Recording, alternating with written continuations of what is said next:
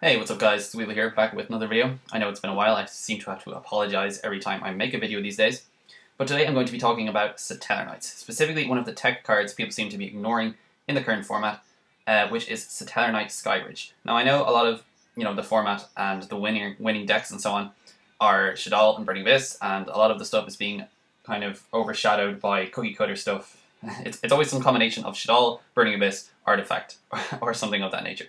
But Satellarknights are kind of they're slightly at the edge of the spectrum.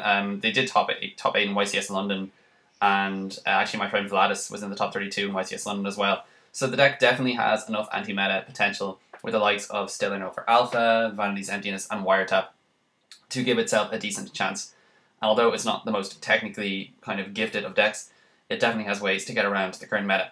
But I wanted to talk about Satellarknight Skybridge because most of the time when the meta reaches this stage, people start main decking hate cards like Shadow Imprisoning Mirror and all that sort of stuff. That is like seriously extreme measures that people tend to take, particularly in the likes of Dragon Ruler, Spellbook format, or something like that. So when people run unexpected cards, because everyone's side decks are tailored towards such specific things, people are sort of taken off guard.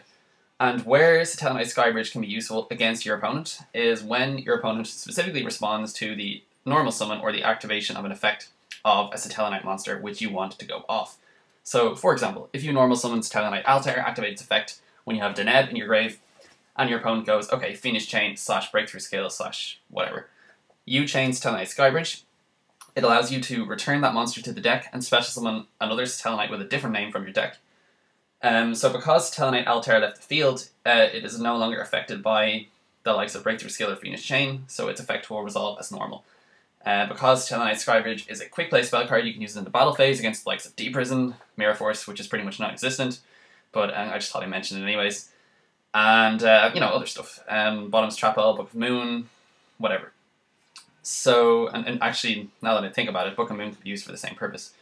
But the reason I like Skybridge is because, for the second reason, to benefit you, it allows you, first of all, to resolve your effect, and second of all, to basically get another use out of an Altair. For example, you use an Altair, you special summon the Deneb. You return the Altair to the deck and special summon like Unicalhai. You then get to search up the Altair you returned, effectively giving you another use out of that same Altair. So one of the main concerns with Satellarknights is if they can't go into Gusto Emerald after the second Altair effect, and when they search up the third one, then they're kind of in trouble, because they either A, have to go into Emerald and not make a push for that turn, which generally slows the deck down, or B, they have to rely on Call the Haunted or Soul Charge to actually get their Emerald. Admittedly, now we have Sirius for the late game, when you just normal summon them and all of a sudden you're just pressing a reset button, and then you just activate your Rhoda, search your Altair, and then the whole process starts all over again. But assuming you can't get access to that, the one copy of Skybridge is particularly useful just to get an extra use out of the Altair. So, there's not really a lot else to say about it. It's effectively treated as a themed version of Lance, except I think it's a lot better than that, because, as I said, it allows you to get around so many things. So, let me know what you think of this card. Let me know if you would ever consider running it at one copy.